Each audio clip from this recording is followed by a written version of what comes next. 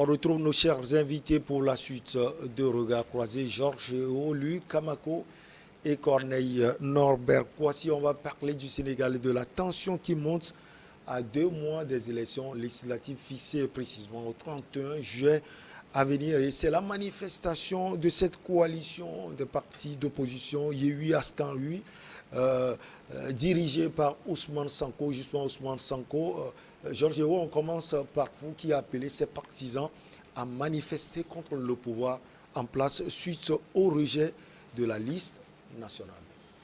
Oui, l'élection législative au Sénégal, c'est, je ne peux pas dire, ce n'est plus dans 2 mois, c'est moins de 2 mois. Et il se fait que la liste de Ousmane Sonko, il y avait une candidate qui a été enregistrée doublement. Il a été enregistré sur la liste des titulaires et par inadvertance, on a retrouvé encore ce nom. On aurait retrouvé encore ce nom sur la liste des suppléants. C'est des suppléants. Et là, ça devient compliqué et c'est ce qui coûterait, je crois, le refus ou bien le rejet de cette liste. Et le Conseil constitutionnel aussi a déjà prononcé le rejet. Je pense que, à moins qu'on est dans les secrets de Dieu, si c'était le cas et que, comme on le disait, la liberté, le respect des prescriptions ou bien des choses que nous nous sommes données comme loi et liberté. Et là, je pense que si c'était vrai, alors là, je pense que ça ne sert à rien d'aujourd'hui de manifester sa colère. On ne peut que s'en prendre qu'à soi-même. Maintenant, ce qui me vient en idée, est-ce que jusqu'à ce niveau, est-ce qu'il peut y avoir des erreurs comme ça jusqu'à ce niveau? Est-ce que aujourd'hui, on peut dire que le président qui sait que aux élections locales, il y avait l'opposition qui avait émergé, qui avait percé, surtout face à la coalition au pouvoir, et qui, vous devez le savoir, en faisant le total du suffrage, avait pratiquement quelque chose de peu plus de 40% du suffrage sur le plan national. Est-ce que le président aimerait faire cette cohabitation avec l'opposition qui est en train de percer à la tête où il y a Sonko, Khalifa Sall et Barthélémy? Donc aujourd'hui, je pense qu'il faut peut-être passer par le forcing politique pour pouvoir quand même éliminer certains gros morceaux. Vous soupçonnez le pouvoir en place? En fait, je ne soupçonne pas, je suis en train d'analyser. Et ça, c'est la Cour, le Conseil constitutionnel plutôt qui a fait le job. Oui, effectivement, par des, vous savez, des artifices. Par des moyens légaux, on peut arriver facilement à s'appuyer sur les institutions du pays pour éliminer un candidat qui devient trop encombrant, qui devient trop gênant. Donc aujourd'hui, la question qui me vient en idée, c'était ça. C'était de voir est-ce que le président, aujourd'hui, il accepte cohabiter avec une opposition qui est en train de percer, alors qu'il a déjà annoncé que le poste de Premier ministre qui a été supprimé, c'est après les élections législatives que le Premier ministre, le chef du gouvernement, sera nommé. Si l'opposition gagnait la majorité, ça veut dire que le Premier ministre sera issu de l'opposition. Secondo, il a annoncé que c'est après les législatives qu'il va dire soit oui ou non, est-ce qu'il briguera encore un autre mandat, donc vous voulez dire troisième mandat. Et d'ailleurs, c'est ce que l'opposition dit. Ce n'est pas l'intention. En fait, c'est en se basant sur un certain nombre de choses qu'il peut soit annoncer oui ou non. Et quand il a dit c'est après les élections législatives, forcément c'est pour voir s'il peut dégager une majorité parlementaire qui pouvait appuyer sa décision. Mais si l'opposition gagnait la majorité, Ça veut dire que ça devient très compliqué pour lui, même pour peut-être son candidat qu'il pouvait choisir pour le remplacer. Donc aujourd'hui, le parti de Macky Sall, qui est en difficulté à cause des divisions en interne, n'a pas tellement de choix que peut-être se donner à certains jeux politiques pour éliminer des candidats. Alors, Luc Kamako, on peut comprendre Georges Eo, hein, mais quand on voit Beno Bak-Yakar, c'est la coalition formée par le parti au pouvoir aussi qui a été bloquée par le Conseil constitutionnel, comme Yemi Askanui. Est-ce qu'on peut penser à ces artifices avancés par Georges Eo? Et il faut souligner également que Ousmane Sanko lui-même, il a reconnu les erreurs qui ont été commises. Oui, quand vous parlez d'artifice, quand vous parlez de manigance, je pense qu'il y a une phrase là qui accuse ouvertement Macky Sall. Parce que Macky Sall disait qu'il est prêt à tout faire pour repousser l'opposition sénégalaise jusqu'à son dernier retranchement. Ça, c'était lors de l'une de ses prises de parole. Quand vous dites ça dans un pays où vous n'êtes pas en pole position, je dis qu'il n'est pas en pole position parce qu'aujourd'hui, il est critiqué un peu partout compte tenu de son bilan et surtout pour son envie de briguer un troisième mandat. Je pense que il n'a rien dit à propos. Il n'a rien dit, mais jusque-là, il ne se prononce pas. On sait comment ça se passe en Afrique. Hein. C'est-à-dire que les gens attendent toujours le dernier moment pour justement se prononcer et prendre le peuple en fait pour compte. Et surtout, quand on parle de manifestations, tout ça, ça devient redondant au Sénégal. Parce qu'à chaque fois, à la porte de chaque élection, il y a ces manifestations, il y a ces titres-là qui reviennent. La tension monte au Sénégal à quelques jours des élections. Donc, je pense qu'à un moment donné, il va falloir qu'on coupe la chaîne. Parce qu'en 2012, la même chose s'est passée, le même scénario s'est produit quand Abdoulaye Wade, en fait, devait se représenter, voulait rempiler. Et il l'a fait d'ailleurs, sauf qu'il a été battu. Il a été battu. Donc il y a eu des manifestations de par le passé également, sordées de morts. En 2018, en 2019, on a connu le même scénario où seul ce Sango était le seul à été autorisé par Macky Sall à se présenter. Donc aujourd'hui encore, on est face à cette situation. Donc c'est pour ça que je dis que la politique sénégalaise même a un problème à ce niveau. C'est-à-dire que faut pas s'attendre à l'approche des élections pour pouvoir poser les revendications. C'est vrai aujourd'hui ce que dit le Conseil, juridiquement ça tient, mais sauf que comme je l'ai dit, Macky Sall même a déjà posé... Donc le président Macky Sall aurait poussé Sonko et sa coalition à faire des erreurs. Non, pas poussé, mais moi je le prends juste au mot. Ce Sanko lui-même, il a reconnu les erreurs commises. Oui, Sanko a reconnu les erreurs commises, mais ça dit qu'aujourd'hui, quand vous écoutez le peuple sénégalais... Mais le problème se pose au niveau du rejet du Conseil constitutionnel, en fait. Voilà, c'est le rejet. C'est-à-dire comment est-ce que ce Conseil constitutionnel a été constitué? Est-ce que ce que disent les Sénégalais, ce n'est pas vérifié quand ils disent que le Conseil roule aujourd'hui pour le président Macky Sall? C'est quand même l'Afrique, c'est-à-dire que ces institutions-là sont souvent au bord de l'exécutif. Donc ça, c'est un secret de polichinelle dont tu ne peux pas me démentir pour cela. Donc c'est pour ça aujourd'hui que toutes les décisions qui sont rendues par ce conseil-là sont jugées, sont rejetées par le peuple. Et donc quand vous allez même au Sénégal, vous allez constater que pour beaucoup de gens, c'est Sango le président. C'est-à-dire que c'est Sango, c'est l'opposant charismatique. Et il voit des gens... Il y a le baromètre là. C'est à travers les élections. Non, mais c'est à travers les élections, mais il faut juste écouter. C'est vrai, on voit la mobilisation. On voit la mobilisation, écouter ce que les gens disent dans les rues. Même quand même des propres militants de Macky Sall disent qu'ils sont déçus par la gouvernance de Macky Sall. Ça veut dire qu'il y a matière à creuser. Il y a matière à poser des questions. Donc c'est ça aujourd'hui qui se passe. Maintenant, le côté caché de la chose que beaucoup de gens ignorent, c'est que même les droits d'expression sont en train d'être bafoués. Parce que c'est difficile pour vous, ce que nous disons là, c'est difficile pour vous de le retrouver sur les chaînes sénégalaises. Parce que beaucoup de chaînes ont été broyées par ce régime-là qui veut justement que le monde entier ou bien la communauté internationale soit mise au courant de ce qui se passe justement dans le pays. Beaucoup de sites sont coupés, donc si ce n'est qu'à travers les internets, heureusement que les internets sont toujours opérationnels, C'est pour cela qu'on est arrivé à glaner quelques informations d'ici et là. Donc sinon, c'est un peu ça. Le Sénégal, ça a été toujours comme ça, mais on finira, l'élection aura lieu parce que quand vous parlez de la politique sénégalaise, il y a aussi la secte musulmane sénégalaise qui joue. Ouais.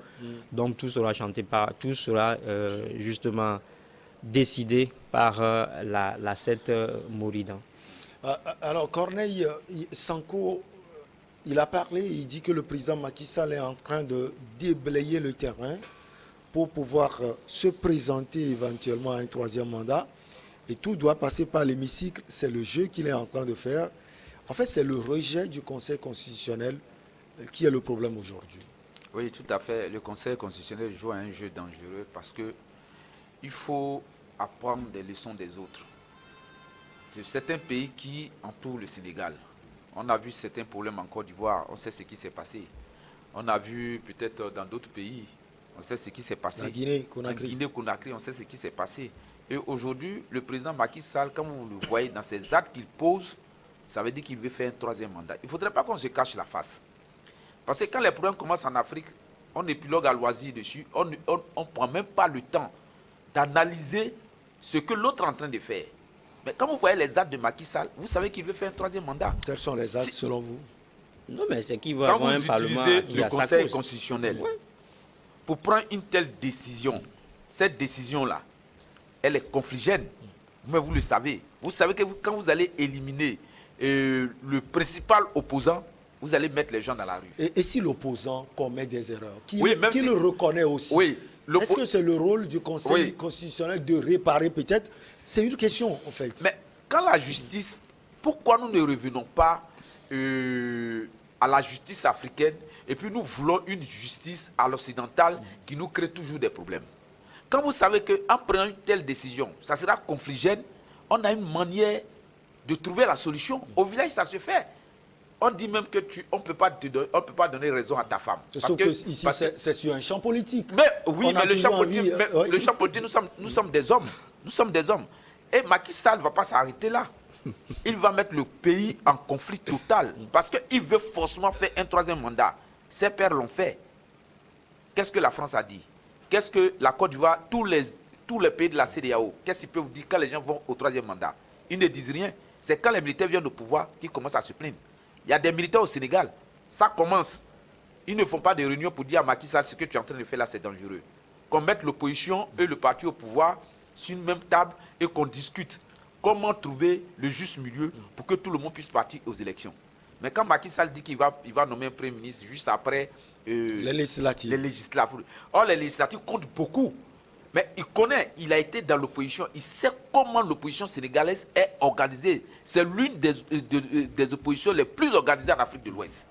Macky Sall sait que si on va à une élection correcte, transparente, son parti ne peut pas gagner les élections législatives. Déjà, quand il y a des problèmes dans le pays et que l'opposition appelle à la manifestation, le président prend la peine de voir combien de personnes se trouvent dans la rue. C'est des milliers de personnes. Ce n'est pas le parti de Sanko seul. Ce n'est pas le parti de Sanko seul qui sort. C'est toute l'opposition qui se met dans la rue, qui est contre le parti au pouvoir. Donc il va falloir que le président Macky Sall fasse très attention.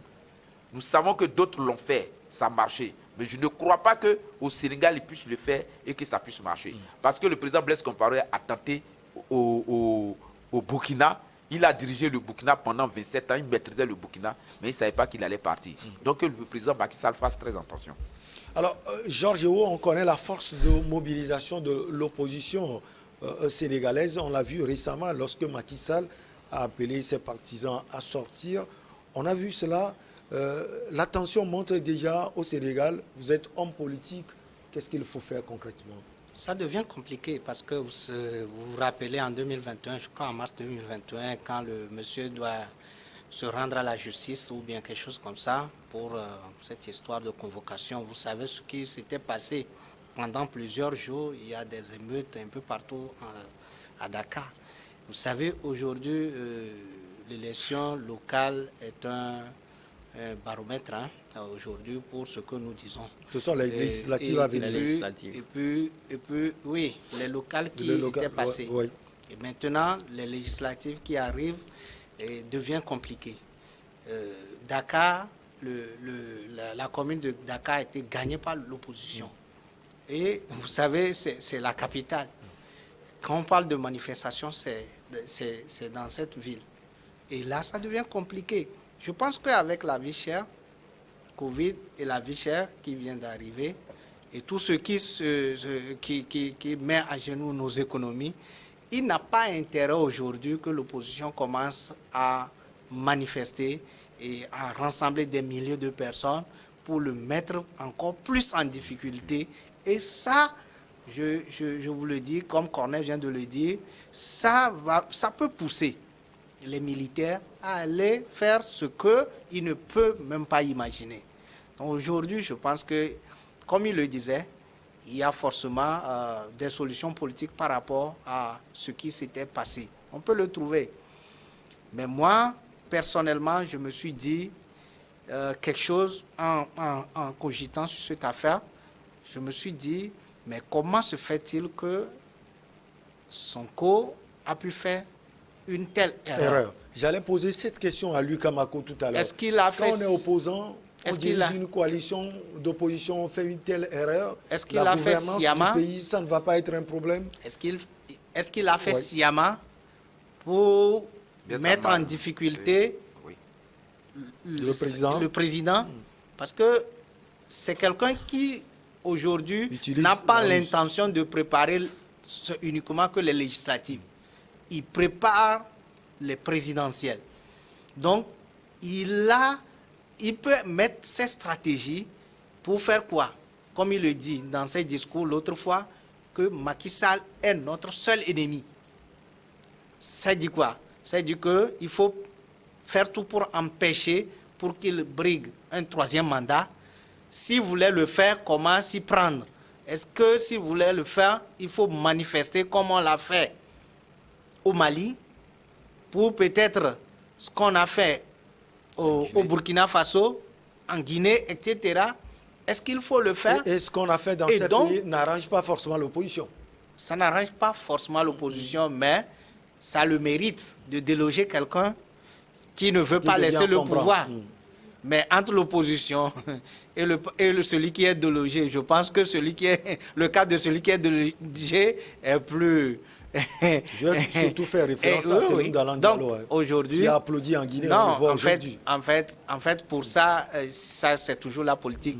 On ne va même pas aller sur ce terrain parce que Diallo, il est en train de préparer les élections. Vous allez voir que ça va être décanté, la situation sera décrispée et vous allez voir que tout va redevenir normal. Mais par contre, Alpha Condé ne peut même pas se présenter à une quelconque élection encore en Guinée. Donc aujourd'hui, il y a de quoi à s'interroger sur l'ambition et les stratégies de Sonko avant de prendre des décisions. Alors, ce qu'il a dit est très important.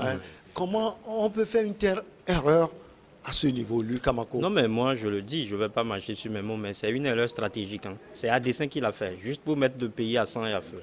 Parce qu'il sait qu'aujourd'hui, beaucoup de Sénégalais ne portent pas Macky Sall dans leur cœur.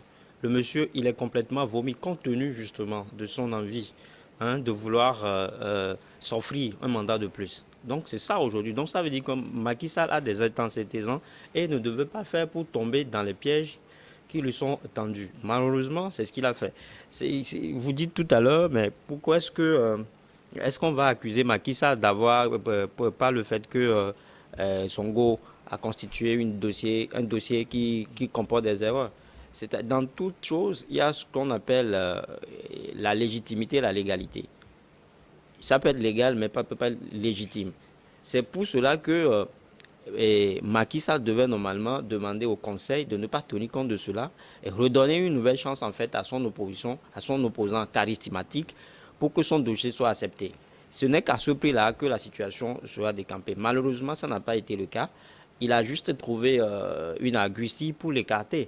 Aujourd'hui, il va se présenter à ces élections-là, il va la gagner, il aura la majorité au Parlement et il va essayer de triturer la Constitution pour se représenter pour un troisième mandat. Donc c'est ça. Donc Macky et Sonko, c'est-à-dire que c'est un plat. La politique, c'est un sale jeu. C'est un sale jeu. Il n'y a jamais eu d'honnête d'homme en politique. Donc c'est Sango, c'est sa stratégie maligne là qu'il a trouvé, pour mettre justement Macky Sall en difficulté. Donc comme je le disais, Macky Sall malheureusement est tombé dans le guet-apens et aujourd'hui toute la communauté internationale est jouée sur lui parce que dans ces histoires, les gens oublient qu'en Afrique, les militants ne sont pas souvent éduqués. Vous m'excusez, je ne suis pas en train de les insulter. Les militants ne sont pas civilisés parce que parmi ces milliers de personnes qui se sont descendues dans les rues, qui sont descendues dans les rues, à peine la moitié savent pourquoi est-ce que le dossier de Sonko a été rejeté. Il y a des gens qui se sont jetés dans la rue. Parce que, comme quelque part, on leur demande pourquoi vous êtes sortis, et ils ne savent même pas. Ils ne connaissent même pas le mot d'ordre de la manifestation. C'est grave. C'est grave. Donc, quand vous êtes dans un pays comme tel, vous devez essayer d'éviter ce genre de pièges. Vous devez essayer d'anticiper les choses. Donc, c'est de ça qu'il s'agit, malheureusement. Corneille Norbert Kouassi, vous êtes homme politique. Est-ce qu'on n'a pas un petit problème en Afrique? Quand on respecte les choses, on dit pourquoi on les respecte. Quand on ne les respecte pas, on dit pourquoi on ne les respecte pas. Pourquoi la politique est ainsi? Oui, parce que la politique est basée sur le mensonge en Afrique. On a copié quelque chose qui ne vient pas de chez nous, qui vient de l'Occident. Or, quand vous regardez la politique occidentale, elle est faite de mensonges et de ruses. Donc, c'est sur ça que nous nous trouvons. Quand vous voyez, par exemple, les politiques qui dominent le judiciaire, tous les magistrats, pour avoir un certain niveau de grade, tu dois forcément passer par le politique. Donc, du coup, les magistrats sont soumis aux politiques. Quand Macky Sall ne peut pas résoudre son problème politiquement, il l'envoie à la justice. Parce que pour lui, les intellectuels sauront que non, il a fait ce qui est bien. C'est pourquoi il l'a envoyé à la justice. Mais par moment, il va falloir que tu t'asseyes avec tes conseillers et que tu discutes. Parce que c'est un stratège, Sanko est stratège. Mais Macky Sall n'a pas tenu compte de ça. Pour lui, il veut éliminer le candidat, il faut que ça passe par le Conseil constitutionnel, il élimine. Mais en éliminant ce dernier, tu vas mettre la population qui, à 80%, ne savent même pas pourquoi est-ce qu'on doit manifester pour un tel bien tel cas. Les gens vont manifester. Pour eux, il faut que Macky Sall quitte là, parce que la vie est chère. Il faut que Macky Sall quitte là, parce que c'est à cause de lui qu'on ne travaille pas. On a des diplômes, on ne travaille pas. Donc il faut que Macky Sall parte. Et déjà, comme ce que le maire a dit tout à l'heure, quand l'opposition a pris toute la capitale, c'est difficile pour le président et de revenir aux législatives dire qu'il a battu les mêmes personnes dans la capitale. Mais Sanko, lui, il prévoit très loin. Qu'est-ce qu'il faut faire pour faire partir Macky Sall? C'est ça son problème. Si Macky Sall même peut partir par des manifestations avant même les élections présidentielles, il faut qu'il le fasse. Et c'est ce qui a commencé. Mais le président n'a pas su se prendre. Ses conseillers ne lui ont pas donné les vrais conseils pour étudier le dossier Sanko et ils ont pris... Est-ce que c'est le président qui l'étudie? Le Conseil constitutionnel est différent de Michel, la présidence de la République. Ne faisons pas semblant, on sait comment l'Afrique fonctionne. On sait comment nos États fonctionnent. Le président du Conseil constitutionnel ne peut pas prendre une décision sans demander l'avis du président de la République. Ce n'est pas possible. Ça ne se fait pas. Sinon, il n'y a même pas de président en Afrique. Ils sont des maîtres absolus, c'est des demi-dieux. Après eux, c'est Dieu. Dans un pays africain, après le président, c'est Dieu. Il a vie de mort sur toute la population. Donc, il ne peut pas nommer un président du Conseil constitutionnel et celui-là va prendre une décision contre lui. Il ne peut pas se faire harakiri, ce n'est pas possible. Donc, c'est tout ça qui fait que on ne voit pas les lois qui prennent effet véritablement en Afrique. Parce que ceux qui doivent mettre les lois en application violent les lois. Ce n'est pas ceux qui sont sous le poids de la loi qui ne vont pas violer. Vous qui avez le pouvoir de mettre en application, vous ne voulez pas les mettre en application. Et ceux qui sont en bas, ils font comment? Donc, du coup, on est dans un flou total. Quand c'est bon pour le pouvoir en place, la loi est bonne. Quand ce n'est pas bon, parce que le même président du Conseil constitutionnel, si le monsieur Macky Sall n'est plus là, il va trouver que le monsieur est mauvais. Aujourd'hui, l'opposition trouve que la même personne est mauvaise. Mais il faut que ça change. Même quand les opposants viennent au pouvoir, il faut que tout ça la change. On a vu ça en Côte d'Ivoire. M. Gbagbo a créé sur tous les toits, mais quand il est arrivé, les mêmes choses sont arrivées, sont là. Ça n'a pas bougé d'un iota. Ça veut dire que les gens viennent pour leur propre intérêt. Ils ne viennent pas pour l'intérêt du peuple. mais c'est pour leur propre intérêt. Mais il va falloir qu'il y ait des hommes nouveaux en Afrique pour pouvoir changer ces tests. Il va falloir qu'il y ait des hommes qui pensent au peuple, mais qui ne pensent pas à leur poche. Tous les enfants ne sont pas chez eux, ils sont en Europe pour faire les études, pour revenir encore gouverner ceux qui sont là. Pourtant, les enfants ne sont pas les plus intelligents. Leur entourage, ce ne sont pas les plus intelligents. Il faut que cela cesse. Alors, on connaît l'influence des chefs religieux dans ce pays, le Sénégal. Georges, lors des récentes manifestations, on a vu tout ce qu'ils ont fait pour apaiser la situation. Est-ce que, selon vous, ils vont agir ou bien ils doivent agir? Je pense que ça dépend de leur ambition aussi. Parce que le président, l'ambition du troisième mandat du président, ça n'avantage pas beaucoup de personnes. Même dans son propre parti, vous savez ce qui s'est passé au local, il y avait des listes parallèles. Le président a fait des listes venant de la présidence. Les partis à la base ont fait des listes. Il y avait plus, dans certaines communes, il y a jusqu'à 4 listes parallèles. Et ça devient deux problèmes. Donc ça veut dire qu'au niveau de la coalition, ce n'est pas l'ambiance bon enfant. Aujourd'hui, Macky Sall est dans un pétrin où il doit savoir comment s'y prendre. Maintenant, quand je dis ça dépend de l'ambition de ce groupe, c'est que est-ce qu'ils veulent voir Macky Sall encore au pouvoir ou bien ils veulent aussi le mettre en difficulté. Ouais. Mais s'ils veulent le mettre en difficulté, ils peuvent mettre de l'huile sur le feu pour que ça le fait partir.